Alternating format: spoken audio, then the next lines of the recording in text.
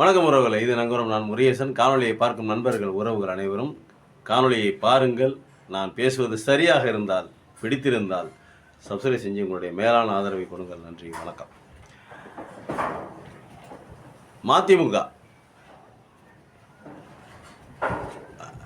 யார்? நம்ம வைகோ மேலே ஒரு தனி மரியாதை இருக்குது நமக்கு. கலைஞரே சொல்லுவார், திமுகவின் போர் வால் அப்படிம்பார். பேசுகிற அனல் தெரிய பேசுவார்.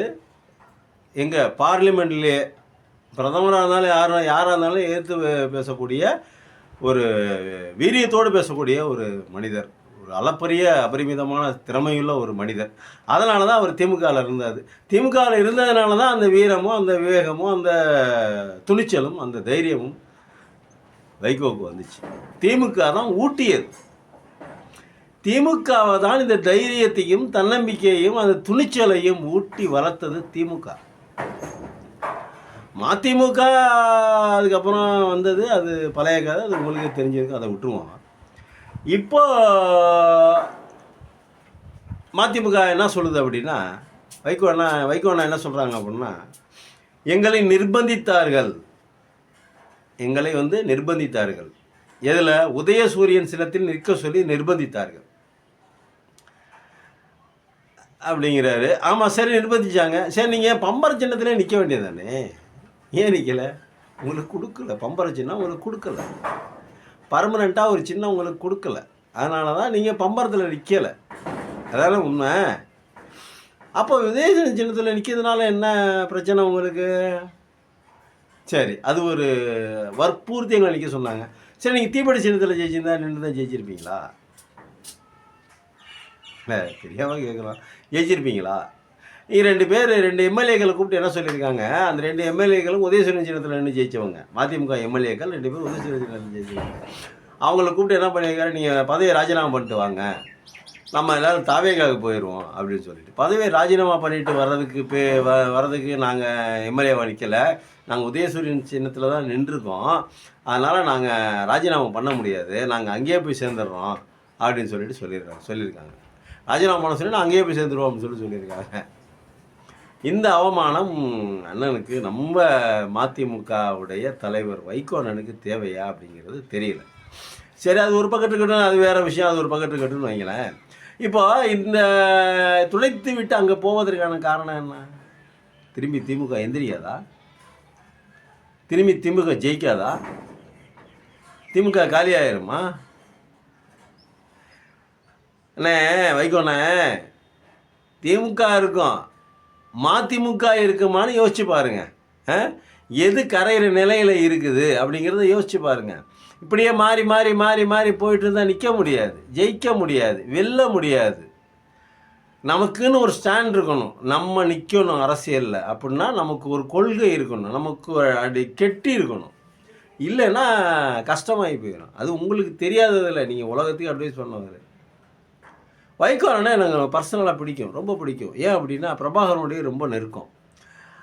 தமிழீழ மக்களினுடைய நலனில் அக்கறை கொண்ட ஒரு மாபெரும் தலைவர் இருக்காருன்னா, அவர் முதன்மையாக இருக்கக்கூடியவர் நம்ம என்ன வைகோ தான், அதில் மாற்றுக்கிறது இல்லை.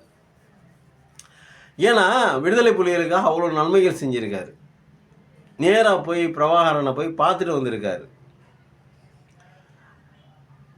அந்த தமிழ் பற்று, அந்த தமிழ் உணர்வு மிக்கவர் வைகோ அண்ணன். அதனால் மாற்று கருத்தில் அவர் எந்த விதையும் குறையே சொல்ல முடியாது. இப்போ ஏன் நீங்கள் தாவேகாவுக்கு போகணும்னு நினைக்கிறீங்க? அதுக்கு மட்டும் சொல்லுங்கள். திமுக தோத்துருச்சுண்ணா, திரும்பி திமுக வராதுண்ணா. அண்ணே ஒன்று நல்லா வச்சுக்கோங்க, நான் இன்னொன்று சேர்த்து இதில் சொல்லிடுறேன். திருச்சியில் பேசின விஜய் என்ன சொன்னார் அப்படின்னா, திரும்பவும் சொல்கிறேன், திமுகவா தாவேகாவா, திமுகவா தாவேகாவா அப்படின்னு சொல்கிறாரு. அவர் என்ன சொல்ல வர்றாரு அப்படின்னா, அதிமுக, மற்ற கட்சிகள், நாம் தமிழர், மற்ற கட்சிகள் எதுவுமே இல்லை களத்தில், எதுவுமே நிற்க முடியாது, இந்த 2 பேருக்கு தான் போட்டி, இந்த 2 பேரும் தான் கடைசி வரைக்கும் வெல்லும் இருக்கும் போராடும் அப்படின்னு சொல்கிறாரு. அது அப்படியே இருக்கட்டும், அதில் மாட்டுக்கிறது. அவருக்கும் சேர்த்து ஒன்று சொல்கிறேன், வைகோரனுக்கு சேர்த்து ஒன்று சொல்கிறேன், ஞாபகத்தில் வச்சுக்கோங்க. இந்த ராக்கெட் இருக்குது பார்த்தீங்களா, சுயன்னு செங்குத்தாக ஏறும், கொஞ்சம் தூரம் போய் என்ன பண்ணும், எரிஞ்சு கீழே விழுந்துடும். அது கொண்டு போய் சேர்க்கக்கூடிய சேட்டலைட்டை கொண்டு போய் சேர்க்குதா இல்லையாங்கிறது வேறு விஷயம் இல்லை.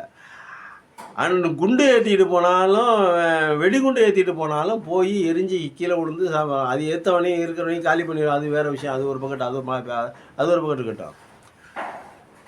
அதே மாதிரி தான் தாவேகா. நான் விஜய்க்கும் சேர்த்து சொல்கிறேன், திருமாவளவனுக்கு சேர்த்து சொல்கிறேன். இது நேராக செங்குத்தாக ஏறினது. செங்குத்தாக ஸ்ட்ரைட்டாக ஏறி மேலே சேரை போட்டு சிம்மாசனத்தை பிடிச்சி உட்காந்துட்டீங்க. அதெல்லாம் மாற்று கருத்து இல்லை. ஆனால் திமுக அப்படி இல்லை.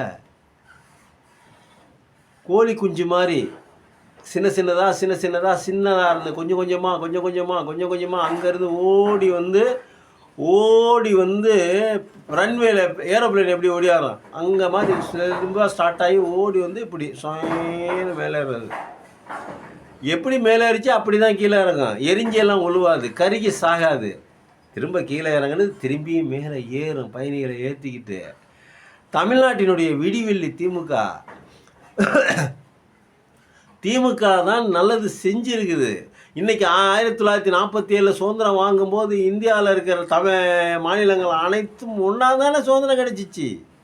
1956 மொழிவழி மாநிலமாக பிரிக்கப்பட்ட பொழுது தமிழ்நாட்டினுடைய நிலை என்ன? 1956 தமிழ் மொழிவழி மாநிலமாக தமிழ்நாடு பிரிக்கப்பட்ட போது அன்னைக்கு இருந்த ஜிடிபி என்ன, அன்னைக்கு இருந்த வளர்ச்சி என்ன, அன்னைக்கு இருந்த கல்வி என்ன, அன்னைக்கு இருந்த மருத்துவ கட்டமைப்பு என்ன, இன்னைக்கு இருக்கிற மருத்துவ கட்டமைப்பு என்ன? இதுக்கெல்லாம் காரணம் யார்?